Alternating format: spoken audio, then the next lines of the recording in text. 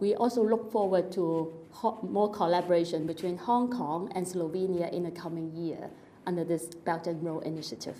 So ladies and gentlemen, may I take this opportunity to wish you all a very energetic, joyful, healthy, and prosperous Years of the Monkey. Thank you.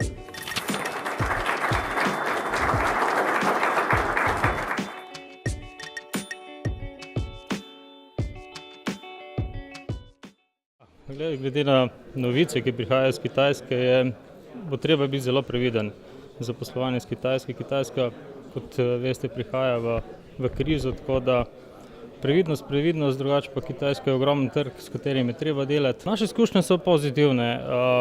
Mi sicer izvažamo trenutno slovenska vina na Kitajsko, zdaj pripravljamo prvo pošiljko tudi hrane in delamo naprej, želimo čim več slovenskih izdelkov prodati oziroma ponuditi kitajskemu trgu, ker so dobri, kvalitetni izdelki, tako da računamo in vztrajamo na tem velikem, ogromnem trgu.